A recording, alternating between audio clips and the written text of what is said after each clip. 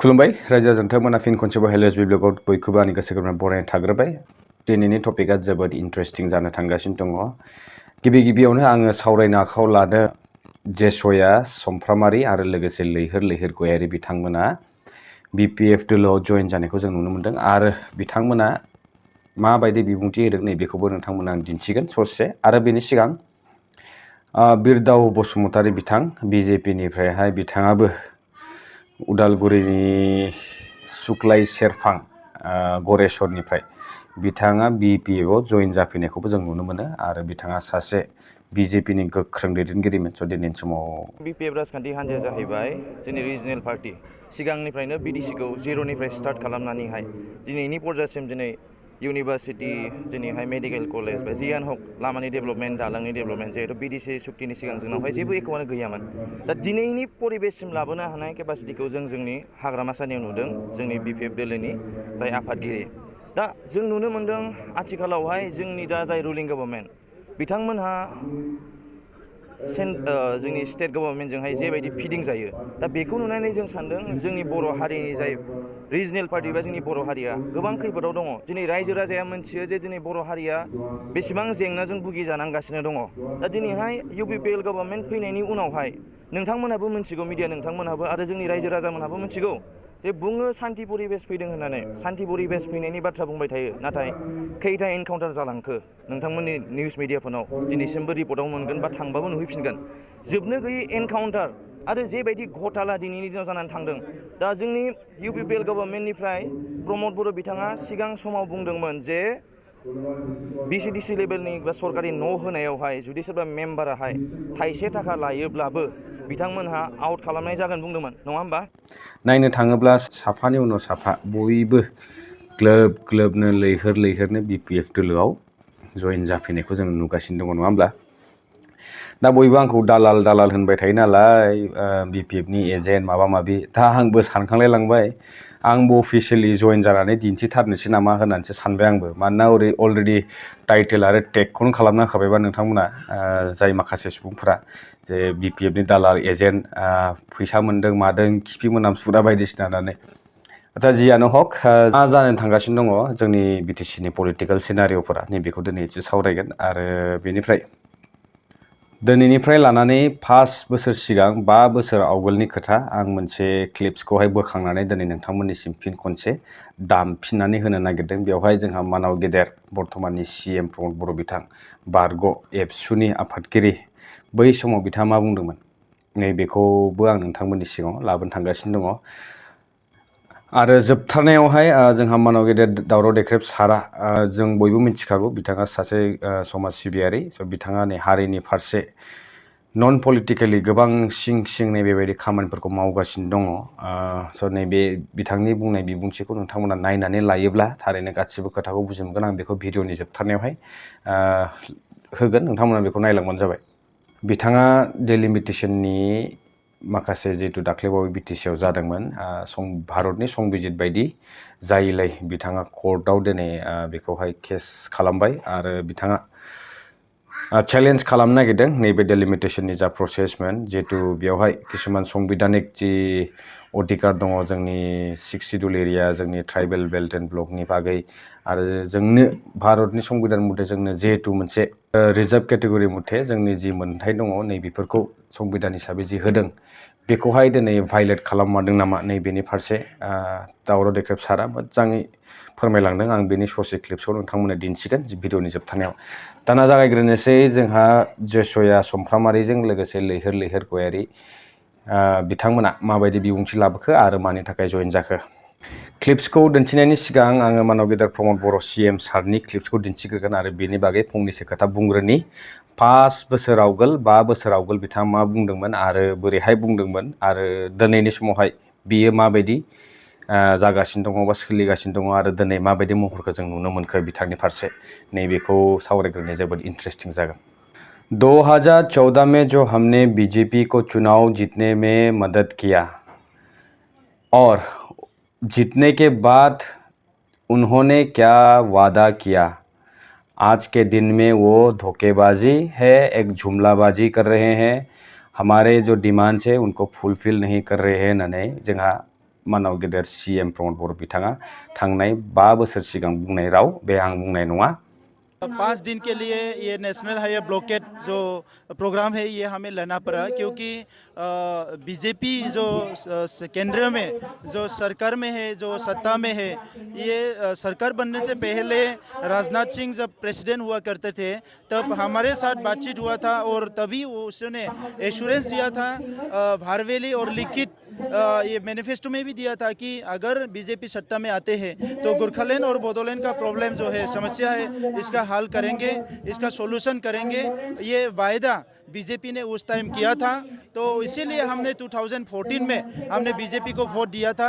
अभी हमारा ये विचार आ रहा है कि क्या हमने 2014 में बीजेपी को वोट देके गलती किया, क्योंकि बीजेपी ने जो वायदा किया था वो अभी प्रॉमिस वो पूरा नहीं कर रहे हैं। ये एक धोखेबाज एक निकल रहे हैं, ये जुमलेबाजी और धोखेबाजी का राजनीति कर रहे हैं। अपने ही जो नागरिक है उसके साथ वो लोग इंसाफी नहीं कर रहे हैं, एक नाइंसाफी कर रहे हैं। दिनै बिथाङा माबायदिहाय बुङो दिनैनि समाव बिथाङा ओरैबायदि बुंगोन दिनैनि समाव हिन्दीयावनो बुंनोसै आङो फंनैसो। हमने जो विचारधारा के साथ बीजेपी के साथ एक साथ चल के सबका विकास सबका साथ होननानै दिनै बिथाङा बुंगोन। आरो दिनै जोङो पिक्चारखौ माबायदि नुयो, सबके साथ सबके दिलों में बीजेपी के साथ हर कदम में साथ दे के सबके साथ विश्वासघात करना है होननाय बायदि जाना फैदों। दिनै जोङो नुयो मा सबके साथ सबके विकासथ' गैला, सबके साथ सर्वनाश होननाय बायदि जाना फैदों।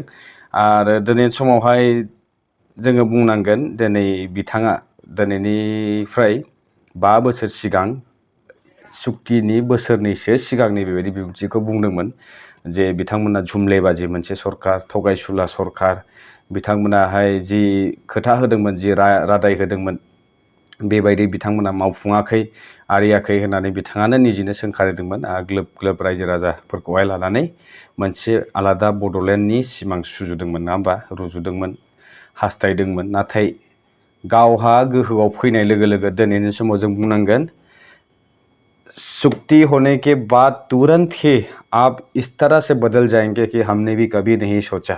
जैसे गिरगिट रंग बदलते हैं, पैर के थानी में, पैर के दाली में जैसे बैठते हैं, ठीक वैसा ही गिरगिट उन दालियों का रंग ले लेते हैं, उनका रूप ले लेते हैं। ठीक वैसे ही हमारा BTC के मुख्य मिस्टर प्रमोद बड़ो जी, आप भी जुमलेबाजी कर रहे हैं, आप भी धोखेदारी कर रहे हैं। हजार लाखों गरीब किसानों को साथ लेकर के आंदोलन शुरू करके आपने इन लोगों को आज तक दिया ही क्या है, बताइए ज़रा। दिया है तो सिर्फ जुबान से, आज होगा, कल को होगा, परसों को होगा, हम काम करेंगे, करने ही वाले हैं, ये तुरंत हो जाएगा, हम पर विश्वास करो, हम पे भरोसा रखो, हमारे साथ चलो, कदम कदम पे साथ चलो, परिवर्तन सरकार हम लाएंगे। लेकिन आज के समय में इसका विपरीत सब नज़रिए से अगर एक शब्द पे बोले तो सबसे बड़े जुमलेबाजी तो आप कर रहे हैं। गरीब माओं के दिलों से खेला, गरीब किसानों के दिलों से खेला, उन गरीबों के बच्चियों से खेला, यूथ्स के सेंटिमेंट्स के साथ धोखेदारी की आपने। जब से आप छात्र संगठन के प्रमुख रहे हैं तब से लेकर के हमने सिर्फ खोया ही खोया है, पाया कुछ नहीं है। हमारे भाई बहनों के बीच, हमारे परिवारों के बीच हम आपस में भीड़ रहे हैं। हमें बंटवारा किया गया, पॉलिटिकली हमें बंटवारा किया गया। अपने अधिकार से आपने दुश्मनों से हाथ मिलाई ताकि आपकी पेट भरे और बाकी गरीबों के पेट में लात मारे। यही है आपकी स्थिति फिलहाल। नै बेबायदि जोंहा मानाव गेदेर प्रमद बर' बिथाङा दिनैनि समावहाय जों बुंनांगोन गारामा थरायलायनाय होसिख्रावनानै दिनै जुमलेबाजि धोखेदारि होननाय सोदोबा दिनै नोंथांनावसो मोजाङैनो नांनानै दङ। आरो बेनि फिनजाथाय उत्तरखौहाय जोंहा रायजो राजाफोरा होनो थाखाय थाग थियारि जानानै दङ। स' नोंथाङाबो बेखौ कनसिकुवेन्सेसफोरखौ फेस खालामनो दिनैनिफ्रायनो रेडि जानानै थानांगौ होननानै आं बुंनो सानदों। स' नै बेनिखायनो दिनैनि समावहाय बोराय बुरैनिफ्राय लानानै सेंग्रा लाइमोनफोर बयबो ज'है जेरै लैहोर गयारिमोन बिथां जसिया समफ्रामारि बिथांमोन बायदि आरो गोबां दंबावो बेबायदिनो जेरै अरुण बसुमतारीमोन दङ, गोबां दंबावो। स' बेबायदिनो साफा बयबो BPFआव जइन जाफैदों आरो जाफैनांगौ होननानै आं दिनै सिदायै खावलायहरबाय। जेब्ला समनिफ्राय मानाव गेदेर प्रमद बर' बिथाङा आन्दलन खालामनानैहाय जोंनि बर'खौ खौसेथि खालामनो नाजादोंमोन, नाथाय जोङो बेनि उल्था रिएक्सनसो नुबाय। मा दिनै बिथाङा फैयै आन्दलननि मुङाव दिनै पलिटिक्सआव राजनितिकआव गावनि जे आगान होनानै ओरैबायदि गावस्रा होबाय जोंखौ दिनैनि समाव, जायनि जाहोनाव दिनै जोङो गुबुनखौ आथिं सुवागौमानि आथिं हमागौमानि गुबुनखौ बरायागौमानि बोजबनानै लायागौमानि जोङो दिनै इलेक्सनाव बा जोङो समस्थिफोरावहाय देरहानो हाया। बेनि जाहोना मा? बेनि जाहोनानो सिद्दा सिम्पोल खोथा बयबो मिथियो जे दिनै जोंनो गावनानै दङ। बेनिखायनो जोङो मोनसेयाव लाबोनांगौबा जोङो दिनैनि समावहाय बिथांमोनखौथ' ज' जानो होलायनो हाखाला। बेनिखायनो बबेबा मोनसे पार्टिखौनो जोङो थिग खालामना लानांसिगोन जेरावनाखि जोंनि मेजरिटिफोराहाय भट होनानै जोङो गावनि फसन्दिता बिजाथिफोरखौहाय दैथायहरनो हायो। जों सानना लादों जे जोंनि जेसेबां खैफोद जादों बर' जाथिया, जोंहा जेसेबां अलखद जादों, जों बेखौ जुजिनांगोन, नाजानांगोन। आरो जोंथ' बे गोरिब दुखिनि थाखाय नाजायोब्ला, गोरिब दुखिनि थाखाय जों खामानि मावब्ला हयथ' इसोरा जोंखौ सहाय खालामगोन जों आसा खालामो, जोंहा बिसास दं। आरो जों दिनैसिम जानाखि नाजाबोदों, जुजिबोदों, केस होबोदों, बे केसफोराव जों मोनफा दिनैसिम साक्सेस जाबोदों होननानै जों दिनै बुंनो हायो। जों देरहाबोदों आरो दिनैबो जों बेयाव निस्सय देरहागोन।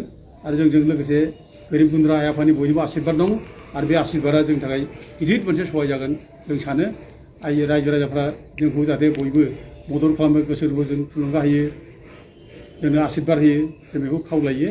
जों देरहानांगौ आरो जों देरहाथारनांगोन। दा बाथ्रा जादों जे माबे धाराया दिनै जोंनि थाखाय गाज्रि, बे डेलिमिटेसना जोंनि थाखाय मानो गाज्रि, दा बे बाथ्राखौ आं फंनैसो बुंनो लुबैदों। दा दिनै जोंनो BTC जायनाखि एकर्ड, BTC एकर्डआव 4.7आव रोखा लेखादों जेब्ला BTCआव डेलिमिटेसन जागोन, डेलिमिटेसन जायोब्ला अब्ला भारत संबिजितनि 330 आर्टिकेल 6 बादियै माने BTCनि जेसेबां समस्ति जागोन बे समस्तिफोरखौ रिजार्भ खालामनाय जागोन होननाय बे जिनिसा रोखा 4.7आव BTCआव दंखायो। दा बे मोनसे, ओमफ्राय लोगोसे भारत संबिजितनि 330 आर्टिकेलनि 1C बेयाव रोखा दङ बे माबाफ्राव 6 शेड्युल एरियायाव लकसभा समस्तिखौ ट्राइबेलफोरनो रिजार्भ दोननाय जागोन होननाय बे जिनिसा लिरनाय दंखायो। दा बे हिसाबै दा जोंनाव जुदि मोननै समस्ति लकसभा समस्ति जुदि जोंनो होबायब्ला क'क्राझार आरो उदालगुरि, दा बे मोननै समस्तिया जोंनो रिजार्भ जानांगौमोन। दा जोंनि बे मोनसे जुक्ति। ओमफ्राय लोगोसे जे जोंनो जायनाखि 332 आर्टिकेल 6 जेखौ बुंदों, बे 332 आर्टिकेल 6 बादिब्ला बे जाय माने जेसेबां माने BTC एरियायाव रिजार्भ माने जों डेलिमिटेसन बानायगोन, समस्ति बानायगोन, बे समस्तिफोरा रिजार्भ जानांगौ होननानैसो बेयाव लिरनाय दं, रोखा लिरनाय दं। हिसाबै बे डेलिमिटेसना जोंनि थाखाय गासिबो रिजार्भ जाजोबनांगोन, खिन्थु मोनसेबो रिजार्भ जानाय जायाखिसै।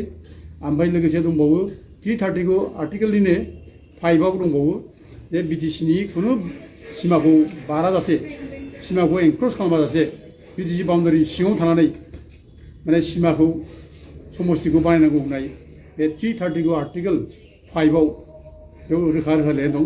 दा दिनै खिन्थु बेफोर गासिखौबो भाइलेट खालामजोबनानै दिनै जोंनि BTCनि जायनाखि 6 शेड्युलनि गोहो, 6 शेड्युलनि गोहोखौ सिफायनाय जाबाय, 6 शेड्युल गैयि बायदि खालामनाय जाबाय। दा दिनै दरं माने उदालगुरि मोनसे लकसभा समस्ति बानायबाय आसाम सरकारा, इलेक्सन कमिसना। दा दरं उदालगुरि बे मोननै माने नामजों मोनसे लकसभा समस्ति बानायनो हायामोन। दा बे जायनाखि लकसभा समस्ति बानायबाय बेबो BTCनिनो गासै 6टा समस्तिखौ MLA समस्तिफोर, बे MLA समस्तिफोरखौ लांनानै BTC सिमाखौ सिफायनानै, BTC सिमा सिफायनानै माने इन्डियान कन्स्टिटिउसननि 332 आर्टिकेल 5 खौ सिफायनानै माने दरं आरो उदालगुरि समस्ति बानायनाय जाबाय बे क्लियारलि संबिधानखौ सिफायनाय जादों बे बिटिसिनि सिमाखौ सिफाय मोनामोन बे जोंहा माने 6टा समस्तिनि गेजेरावनो उदालगुरि मोनसे समस्ति जायोमोन दा गतिके बेजोंबो मोनसे जोंनि बिटिसिनि जायनाखि 6 दलि माने आइन बे आइनखौ सिफायनाय जादों दा बे मोनसे ओमफ्राय लोगोसे बिटिसिआव समस्ति बारायबाय आगोलाव 12टा समस्ति दंमोन बे 12टा समस्तिनि गेजेराव जोंनो 6टा समस्तिया रिजार्भमोन दा 12टा समस्तिनि गेजेराव एबार 15टा समस्ति बानायबाय दा 15टा समस्तिनि गेजेराव जोंनो मा जाखो 6टाल' समस्ति जोंनो रिजार्भ खालामबाय बाखि 9टा समस्तिया दिनै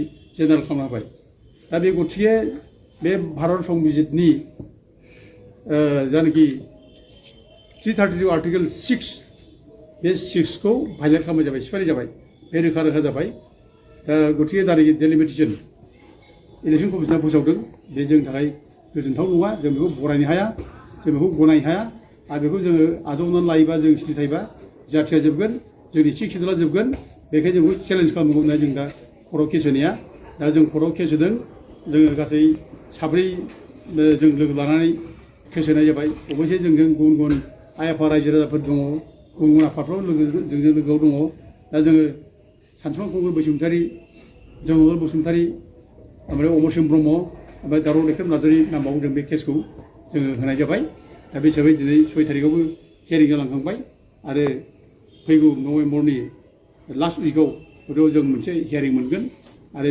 उनाव बिसारा जालांबाय थागोन दा बे